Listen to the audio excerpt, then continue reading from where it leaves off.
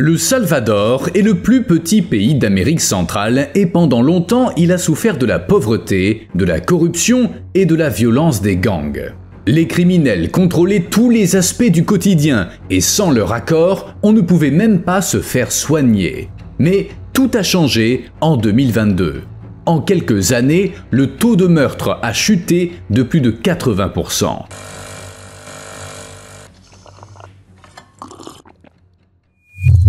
Voici un rappel discret de faire ce petit quelque chose sous la vidéo au cas où vous oublieriez. Le taux de criminalité au Salvador a toujours été très élevé à cause de la présence de divers gangs et c'était un problème grave. Vraiment, il y avait énormément de gangs. Par exemple, en 2011, il y avait environ 25 000 membres de gangs en liberté et 43 500 de plus en prison. Début 2012, il se produisait 16 meurtres par jour en moyenne. Et rien qu'en 2015, il y a eu 6 656 meurtres. En 2016, un peu moins, 5 269. Puis est arrivée l'année 2022 et à force de répression, le taux de criminalité a commencé à chuter rapidement. À tel point que le Salvador a gagné le titre de pays le plus sûr d'Amérique centrale. Pour vous donner une idée, en 2024, le pays a connu 1,9 meurtres pour 100 000 habitants, le taux le plus bas de toute l'Amérique latine. En 9 ans, le taux a chuté de 98%. Il y a eu 495 meurtres en 2022 et seulement 114 en 2024. Le nombre de meurtres a atteint son niveau le plus bas depuis la fin de la guerre civile en 1992. Le taux est passé du nombre alarmant de 105 pour 100 000 habitants en 2015 à 8 pour 100 000, ce qui met le pays au même niveau, soit dit en passant, que les États-Unis.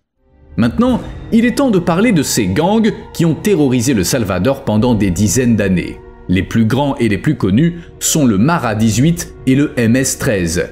Leurs activités sont typiques des gangs: extorsion, trafic d'êtres humains et de substances illégales et autres crimes violents. Pendant longtemps, les gangs ont été extrêmement puissants et ils maintenaient la société dans la peur, contrôlant de nombreux citoyens salvadoriens.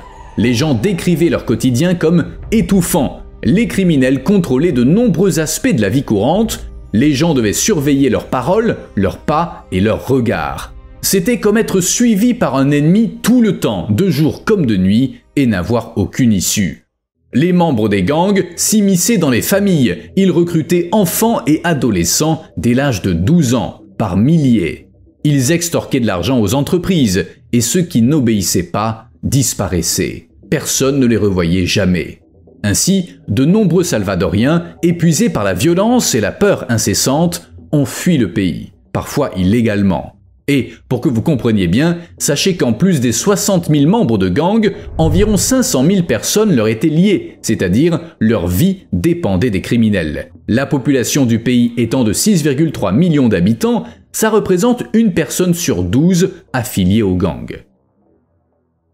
Il fallait agir. En mars 2022, l'administration du président Nayib Bukele a lancé une répression historique contre les gangs, déclarant l'état d'urgence. Le gouvernement a ainsi pu jouir d'une liberté presque totale dans sa lutte contre le crime organisé. L'armée a été mobilisée, les soldats entraient dans les maisons pour identifier les membres de gangs sur la base de leurs tatouages.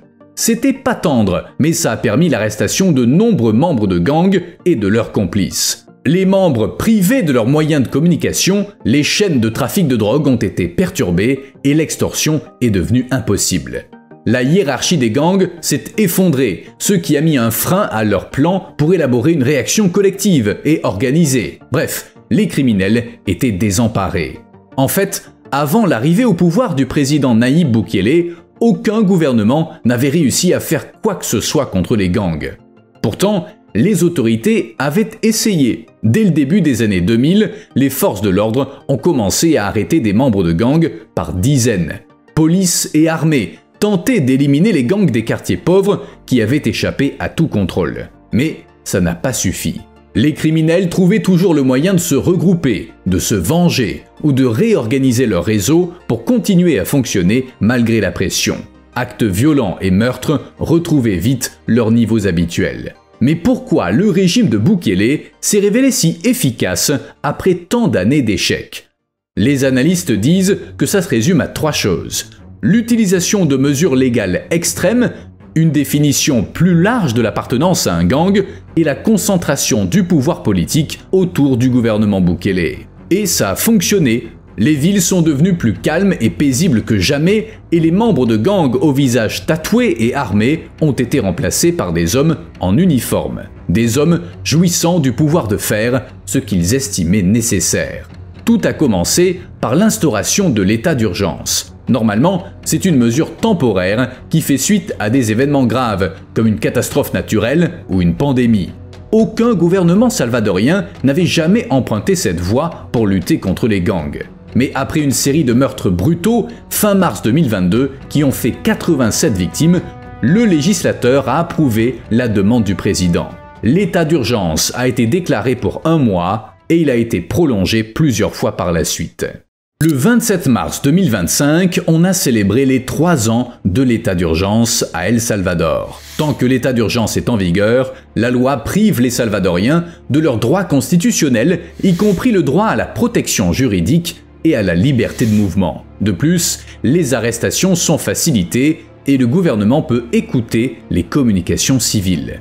Certes, c'est pas idéal, mais ces mesures d'urgence ont permis aux forces de l'ordre de mener une guerre éclair contre les gangs. Les criminels et leurs complices présumés étaient arrêtés sans mandat ou sur la base de dénonciations. Tout s'est passé très vite et les gangs n'ont pas eu le temps de réagir. En l'espace de 2 mois, les forces de l'ordre ont arrêté plus de 33 000 personnes.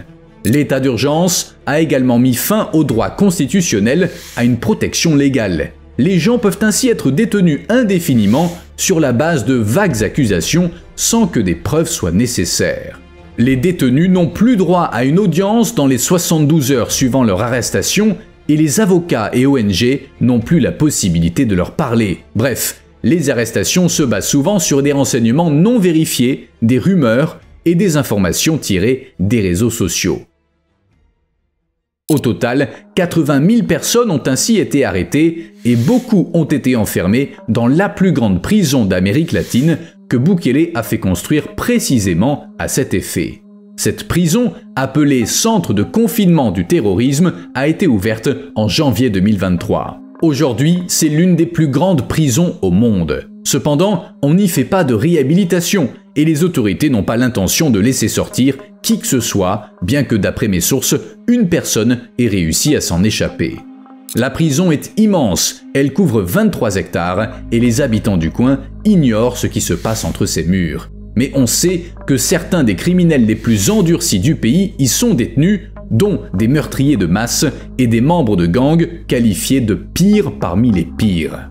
La prison est tristement célèbre pour ses conditions de détention. Des journalistes la décrivent ainsi. Les cellules sont conçues pour 80 détenus, les hommes y sont enfermés 23,5 heures par jour, avec seulement des couchettes métalliques superposées, sans drap, oreiller ou matelas. Il y a un siège de toilette, un bassin en ciment, un seau en plastique pour se laver et une grande cruche d'eau potable. Les prisonniers ne peuvent quitter les cellules surpeuplées que 30 minutes par jour, les lumières sont allumées en permanence et il n'y a ni intimité ni confort. Les prisonniers ne travaillent pas, ils n'ont pas le droit de lire, de jouer aux cartes ou de recevoir des lettres. Les plateaux de nourriture sont glissés à travers les barreaux. Il n'y a jamais de viande.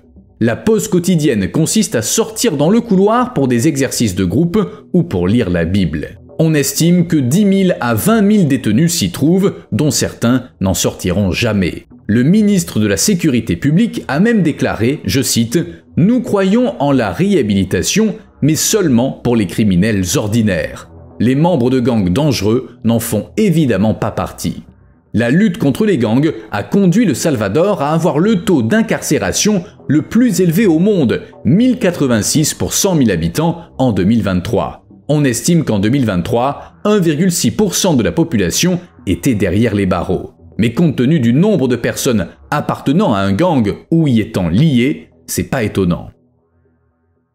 Mais la guerre contre les criminels ne s'est pas arrêtée là. Le gouvernement Bukele a fait voter de nouvelles lois visant à maintenir les membres de gangs derrière les barreaux. En mars 2022, le législateur a adopté des réformes augmentant les peines de prison pour appartenance à un gang et interdisant leur assignation à résidence. Les gangs sont maintenant considérés comme des groupes terroristes au Salvador. Les réformes ont aussi abaissé à 12 ans l'âge à partir duquel une personne peut être inculpée pour des crimes liés aux gangs. C'est terrible, mais c'est précisément l'âge où le recrutement a lieu. Enfin, le gouvernement a fait modifier les lois existantes sur la lutte contre le crime organisé pour élargir la notion même d'appartenance à un gang. La loi sur l'affiliation illégale a été modifiée. Elle couvre maintenant toute personne qui promeut, aide, soutient ou favorise les activités d'une organisation criminelle. En conséquence, la loi, qui avait déjà une large portée, permet maintenant aux autorités d'arrêter non seulement les suspects et leurs complices, mais aussi leurs soutiens présumés. Le crime lui-même est ainsi défini dans la loi salvadorienne que toute personne ayant été en contact avec des membres de gang, intentionnellement ou non, peut être tenue responsable. Quel est le résultat ? Les autorités peuvent désormais procéder à des arrestations plus rapidement. Les membres de gang et leurs soutiens restent en prison plus longtemps. De plus, les autorités peuvent démanteler de vastes réseaux en ciblant les jeunes recrues et les membres qui s'apprêtent à cesser leurs activités, ainsi que leurs complices. Davantage de personnes sont maintenant considérées comme membres de gangs et confrontées à des peines de prison plus longues. Ça réduit le risque qu'elles reviennent à leurs activités un jour. Certaines ne sortent d'ailleurs jamais de prison. Bien sûr, ces changements affectent également la vie des gens ordinaires. Avant ces mesures, les gens avaient besoin de la permission des gangs pour traverser certaines zones sensibles. Parfois, même pour aller au travail ou rentrer chez soi, une permission était nécessaire. Et j'ai déjà parlé de l'obtention d'une aide médicale d'urgence. Dans de nombreux quartiers, les gangs contrôlaient l'économie locale, décidant qui, quoi et à qui on pouvait vendre. Maintenant, les résidents ne sont plus constamment surveillés par des criminels ou soumis à des règles de déplacement. Ils font à nouveau usage des espaces publics que les gangs monopolisaient et ils peuvent mettre en place des projets communautaires. Un policier travaillant dans le centre historique de San Salvador, la capitale du pays, a déclaré que les membres de gangs avaient disparu 2 semaines seulement après l'adoption de l'état d'urgence. Cet endroit était auparavant un point chaud du crime organisé. Bref, les gangs ne semblent plus en mesure de gérer l'économie criminelle. Les résidents, à leur tour, ont déclaré que plus personne ne leur extorquait d'argent et un propriétaire d'une compagnie de bus qui devait verser 5 700 € par mois à 3 gangs a déclaré qu'il avait cessé de payer dès le début de la répression et que tout allait bien pour lui. Beaucoup d'habitants d'El Salvador disent qu'auparavant, ils auraient pu être abattus ou enlevés à tout moment. On ne pouvait même pas entrer dans un parc sans craindre pour sa vie. Mais tout ça appartient au passé.